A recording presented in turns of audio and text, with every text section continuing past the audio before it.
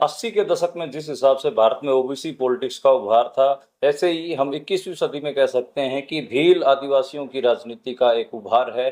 पहले यहाँ पर जो अरावली पहाड़ी पंथी है, डूंगरपुर बांसवाड़ा, यहाँ पर एक स्टूडेंट्स का मोर्चा बना, भील प्रदेश स्टूडेंट मोर्चा, और उससे ही जो नौजवानों का एक गुट निकला, उसने भील आदिवासी राजनीति को एकदम पलट कर रख दिया है। हम डूंगरपुर बांसवाड़ा हैं और हमारे साथ राजकुमार रोत मौजूद हैं, जो यहाँ के प्रत्याशी हैं भारत आदिवासी पार्टी के। और इंडिया अलायंस भी बाद में हो गया था। शुरू में तो लग रहा था कि अलायंस आप लोगों का नहीं हुआ, लेकिन बाद में अलायंस भी हो गया। राजकुमार, जो ये नया गणित आप लोग अरावली की पहाड़ियों में गढ़ रहे हैं, इसकी पूरी क्या कहानी आप देखते हैं, और किन इश्यूज को लेकर आप लोगों ने ये पार्टी शुरू करी, और किन इश्यूज को लेकर आप लोगों में जा रहे हैं? हम्म। अभी इशू तो इतने सारे हैं कि आपको मैं गिनाऊंगा तो 1-2 घंटा लगेगा, लेकिन हाँ। बेसिक जो इशू है रिजर्वेशन पॉलिसी हाँ। और जो संवैधानिक जो प्रावधान जो है वो हाँ। आज तक धरातल पे लागू नहीं हुए। हाँ। वो उन सारी चीजों से भी ध्यान भटका लोगों का, हम्म। क्योंकि इससे बड़ा इशू बन गया अभी एजुकेशन और स्वास्थ्य। हम्म। एजुकेशन क्वालिटी बिल्कुल ना के बराबर है यहाँ पर। भौतिक सुविधा जो है हम्म। बिल्कुल ना के बराबर है। एक एक कक्षा में हम्म। एक रूम के अंदर 3-3 क्लास के बच्चे बैठ रहे हैं आज। हम्म। कई जगह तो 3-3 4-4 क्लास के बच्चे बैठ रहे हैं। हम्म। दूसरी तरफ हमारे देश के मोदी जी कह रहे हैं कि 10 साल में मैंने विकास हम्म। कर दिया, ये कर दिया, लेकिन आदिवासी इलाके के अंदर देखा जाए हम्म। तो आज भी कई जगह टेंट के नीचे पढ़ाई हो रही है। हम्म। आज भी कई जगह, और बारिश के दौरान तो मतलब 25% स्कूलों में टेंट के नीचे पढ़ाई हो रही है, क्योंकि बारिश में वो धंसने का डर रहता है कर्मचारियों को, तो वो टेंट के नीचे पढ़ाई कराते हैं। तो अच्छा, राजकुमार, मेरे को आप ये भी बताइए कि जो नरेंद्र मोदी का भाषण था, जिसमें उन्होंने मुसलमानों को टारगेट किया, कांग्रेस को टारगेट किया, आप लोगों को टारगेट किया, बांसवाड़ा की धरती से ही हुआ। और पहली बार मतलब इस चुनाव में हम कम से कम कह सकते हैं कि नरेंद्र मोदी खुल के हिंदू मुसलमान करने लगे। क्या आपके चुनाव पे कोई असर पड़ा है उसका, सांप्रदायिक देखो, भाषण का? मोदी जी ने देश के अंदर कई सभाएं की, हाँ। लेकिन जब बांसवाड़ा आएंगे हाँ। तो बौखला गए वो अच्छा। कि बांसवाड़ा क्या हो गया, हाँ। क्योंकि लोगों का कोई रिस्पॉन्स नहीं था। हम्म। एक देश का प्रधानमंत्री आता है, उस लेवल हम्म। का लीडर आता है, और देश के अंदर एक उस इलाके में एक माहौल बनना चाहिए, वो माहौल नहीं बन पाया था। हम्म। लोगों को बुलाया था, जबरदस्ती बिठा रखा था लोगों को। हम्म।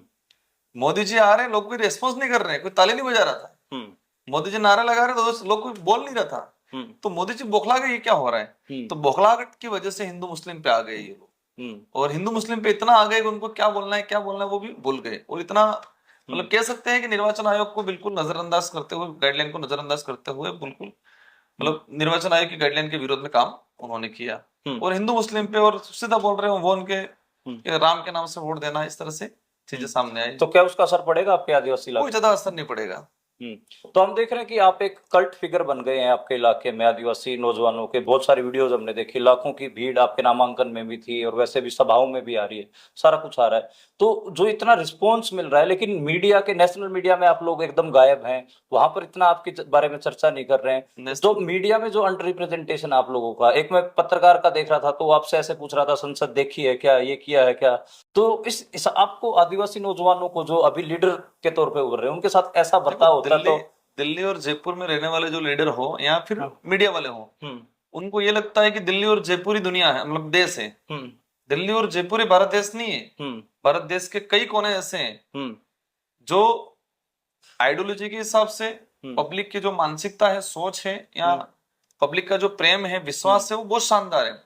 आदिवासी बाहुल्य क्षेत्र के अंदर मीडिया ने बिल्कुल नजरअंदाज किया गया है। मेरे को दिखा नहीं दिखा रहा वो इशू नहीं है, लेकिन मुझे तकलीफ इस बात की है कि देश का जो इंटरनेशनल जो मीडिया है, नेशनल मीडिया है, वो हमारे आदिवासी समाज के कई ऐसे इशू है आज तक नहीं दिखा है। हसदेव के लिए इतना आंदोलन चल रहा है बड़ा, मणिपुर में इतना चीजें हुई, मतलब मीडिया 1 महीने बाद बता रहा है। 1 महीने पहले की न्यूज वो भी सोशल मीडिया की तरफ फैलने दी जाती है, यूट्यूबर की तरफ फैलाई दी जाती है, छोटे चैनलों की तरफ फैलाई दी जा रही है। इसके बाद नेशनल मीडिया चला रहा है।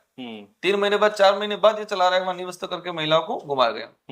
तो नेशनल मीडिया देखा जाए तो कहीं न कहीं गोदी मीडिया कुछ बना हुआ है, और वो सरकार के दबाव में काम कर रहा है।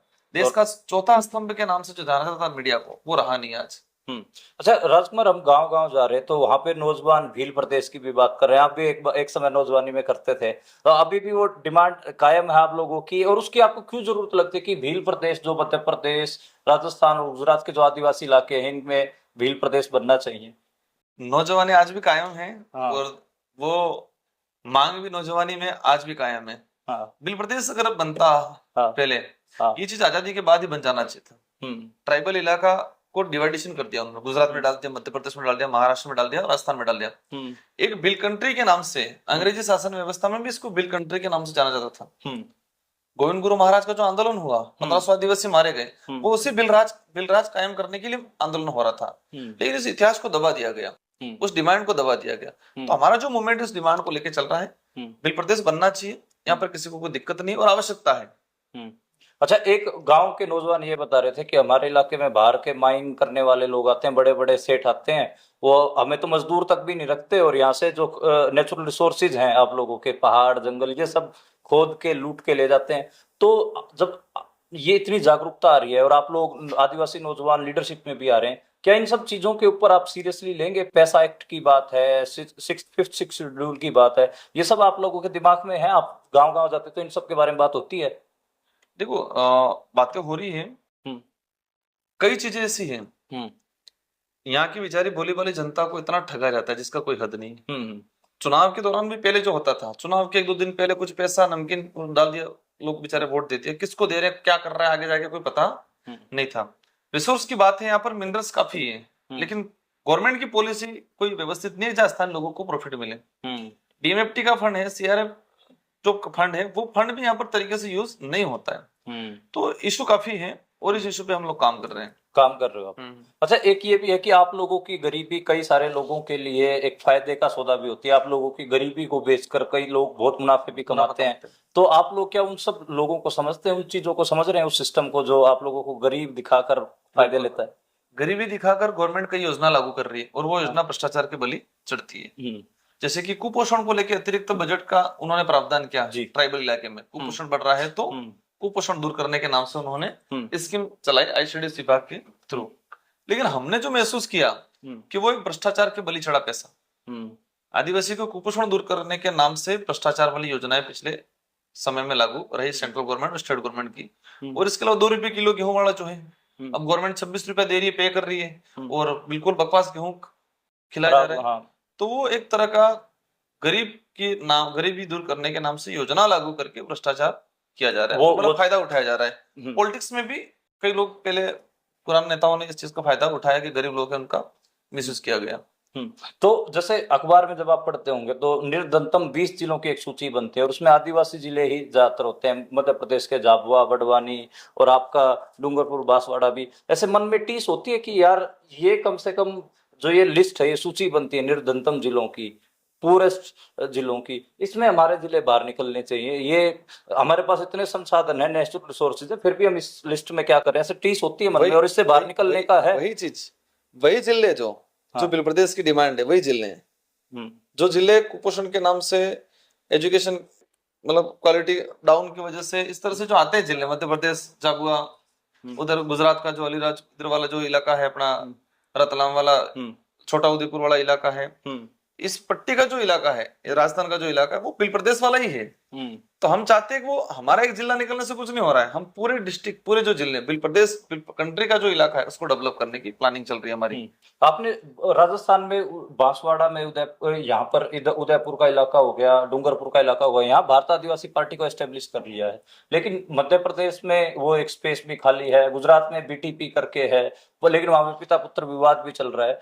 तो जो ये भील राजनीति है आप लोगों की एक हिसाब से, और जो आप एक मोर्चा भी बना के काम करते थे पहले, ये सारा आपको लगता है कि एक बिखराव है और आपकी पहुंच पैन जो ट्राइबल इलाका है वहां तक नहीं बनी है अभी? नहीं, काफी बनी है। देखो, गुजरात, मध्य प्रदेश की बात करें, हाँ, हम पार्टी लाए, पार्टी लाने के 2 महीनों बाद ही मध्य प्रदेश में एक विधायक निकाला, हाँ, यहाँ पर 3 विधायक निकाले, हाँ। तो इससे हम क्लियर होता है कि पहुंच वो फास्ट गति से, तेज चल रहा है, काफी तेज गति से चल रहा है। गुजरात में भी है, अभी पार्टी लाए हमारे 6 महीने भी नहीं हो रहे, और 6 महीनों के अंदर हम देखा जाए तो विधायक निकाल लिए हमने 4।